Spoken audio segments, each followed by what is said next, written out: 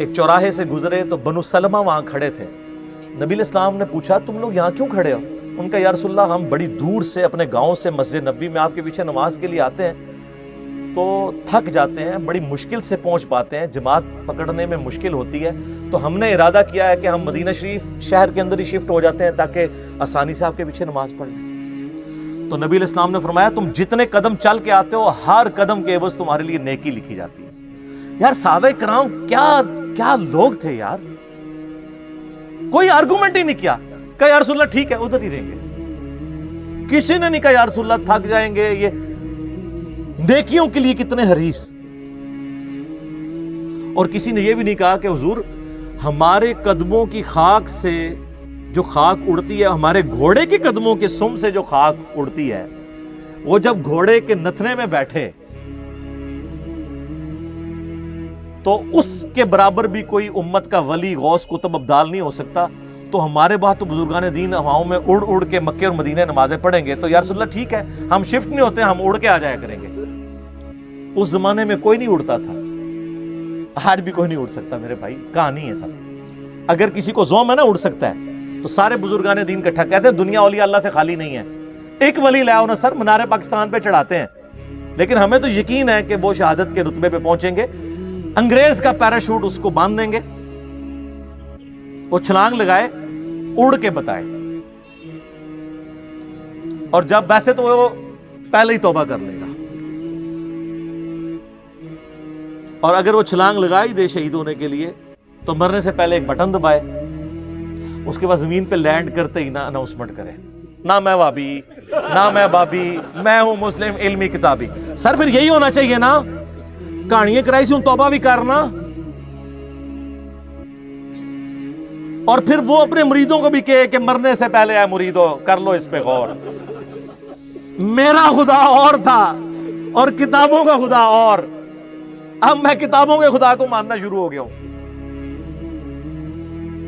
سر یہ چھوڑ دیں, جن کو اپنے بزرگوں پہ مان ہے نا, ان کے ساتھ آپ جہاز میں فلائٹ لیں, سارے مرید کٹھے ہوں, بڑے بڑے امیر مرید ہوتے ہیں نا, کاکپٹ سے صرف پائلٹ کو نکال کے نا پیچھے لیں اور کسی ولی اللہ کو بٹھا دیں کاکپٹ میں, وہ یہ جہاز لینڈ نہیں کرا سکتا. اڑنا تو بڑی دور کی بات ہے, اس دنیا میں نہیں لینڈ کرے گا, آخرت کی زندگی میں. لیکن فائدہ کوئی نہیں نا سر, لینڈ ہوئے گا انشاءاللہ. ظاہر لینڈ تو انہیں کرنا ہے جو فیول مکڑا ہے.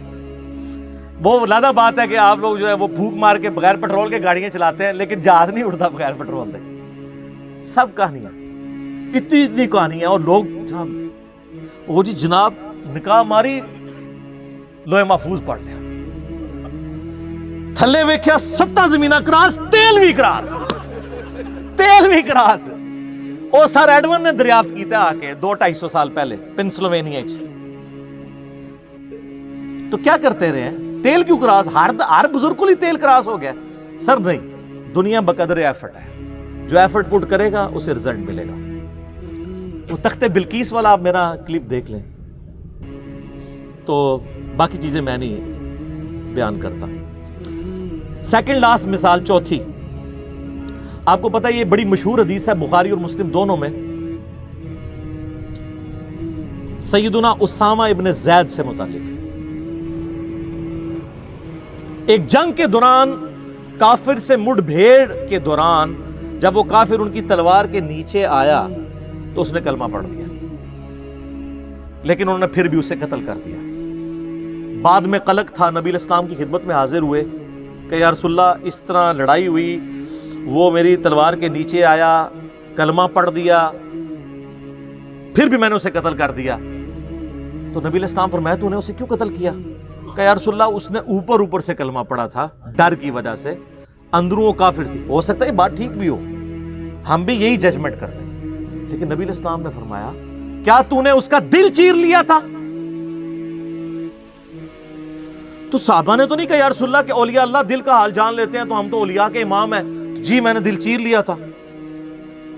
اور جو کہہ رہا تھا اس کو بھی پتا تھا میں کیا کہہ رہا ہوں, کہ کوئی نہیں دل چیر سکتا, صرف نبی کو وحی کی تائید حاصل ہوتی ہے. پھر آپ نے فرمایا اسامہ تو کیا کرے گا جب قیامت والے دن وہ کلمہ پڑھتا ہوا اللہ کے حضور تیرے خلاف مقدمہ قائم کرے گا، اسامہ تو کیا کرے گا، اسامہ تو کیا کرے گا، اسامہ تو کیا کرے گا۔ نبی علیہ السلام یہ الفاظ ریپیٹ کرتے رہے۔ سیدنا اسامہ کہتے ہیں میری خواہش ہوئی کاش آج سے پہلے میں کافر ہوتا اور آج کلمہ پڑھ کے مسلمان ہوا ہوتا، کم از کم میرا یہ گناہ تو دھل جاتا۔ اوئے ہوئے، اسامہ ابن زید عام بندہ نہیں۔ صحیح بخاری میں حدیث ہے کہ نبی علیہ السلام زانوں پہ ایک طرف حسن ابن علی کو بٹھاتے تھے تو دوسرے طرف اسامہ ابن زید کو، حضور کے بچوں کی مانند، پوتا حضور کا صلی اللہ علیہ وآلہ وسلم۔ بڑے بڑے صحابہ غصے کی حالت میں نبی علیہ السلام کو اپروچ نہیں کرتے تھے تو اسامہ ابن زید سے سفارش کرواتے تھے۔ وہ جو بخاری مسلم میں حدیث ہے، جب فاطمہ نامی عورت کی چوری کا مقدمہ آیا اور نبی علیہ السلام کو سفارش کی گئی، وہ بھی اسامہ کے ذریعے کی گئی تھی، لیکن حضور نے ادھر بھی لحاظ نہیں کیا۔ آپ نے فرمایا تم لوگ مجھے سفارشیں کرواتے ہو، اللہ کی قسم تم سے اگلے لوگ اس لیے تباہ و برباد ہوئے، ان کے اشرافیہ کے لیے الگ قانون ہوتے تھے اور عام لوگوں کے لیے الگ۔ اللہ کی قسم اگر میری بیٹی فاطمہ بھی چوری کرتی میں اس کے بھی ہاتھ کٹوا دیتا، مجھے اپروچ کرتے ہو تم۔ یہ ہے اسامہ ابن زید۔ اور آپ ذرا مجھے بتائیں، جو کہتے ہیں جی بزرگ دلوں کے حال جان لیتے ہیں، کہتے ہیں آپ رائے ونڈ چلے جائیں، آپ ملتان شریف چلے جائیں، کسی بھی شریف جگہ پہ چلے جائیں تو مرید وہ ڈر ڈر کے بیٹھے ہوتے ہیں جی بزرگ دل کا حال جان لیتے ہیں۔ میں نے کہا نا، پرانیاں گلاں، پرانے فرقے، پرانے بزرگ، ہوں تیرا دی برسیاں بھی ہو چکی ہیں نا، 1000 سالہ برسیاں، جو جتنا پرانا ہے وہ اتنی برسی ہو چکی ہے۔ میں یہ چیلنج کرتا ہوں، میں اپنی میکینیکل انجینئرنگ میں سے مشین ڈیزائن کا یا اسٹرینتھ آف مٹیریل کا ایک فارمولا میکینکس آف مٹیریلز کا لکھ کے دیتا ہوں کاغذ کے اوپر، کوئی دنیا کا بزرگ مجھے دیکھ کے پڑھ کے بتا دے۔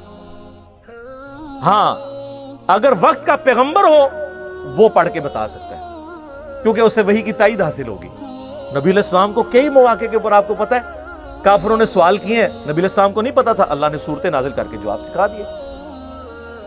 قصہ موسیٰ اور خضر سکھایا، حضرت یوسف علیہ السلام کی بایوگرافی سکھائی، ذوالقرنین بادشاہ سے متعلق سکھایا سورۃ الکہف میں۔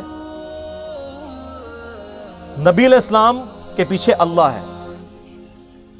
سورہ آل عمران کی آیت نمبر 179 ہے کہ اللہ کی یہ شان ہی نہیں ہے کہ کسی غیر نبی کو غیب پر مطلع کرے، وہ اپنے پیغمبروں کو غیب کے اوپر اطلاع دیتا ہے، اور تمہارا کام ہے اللہ اور اس کے پیغمبروں پہ ایمان لاؤ، بس اس حد کو کراس مت کرو۔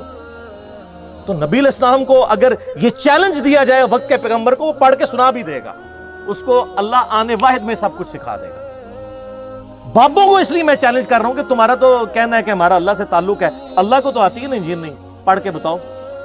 تم کہتے ہو ہم دلوں کے حال جانتے ہیں، ہمیں کشف القبور ہوتا ہے، وہ بھی کہانیاں۔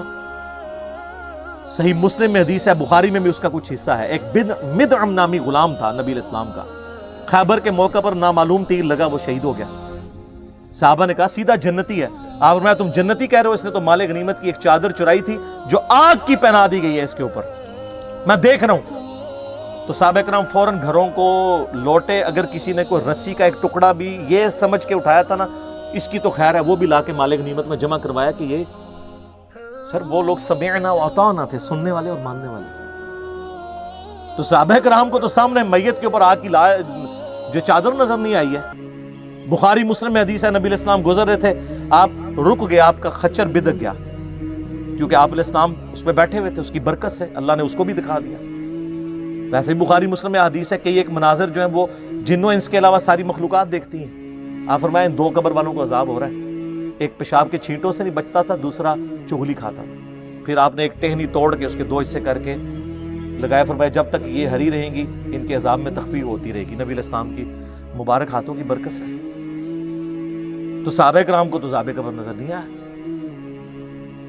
کہانیاں دل کا حال جان لیتے ہیں۔ سر اب زمانہ بدل چکا ہے، اب ہر طرف صدا ہے کیا کہ نہ میں وابی نہ میں بابی، میں ہوں مسلم علمی کتابی۔ یہ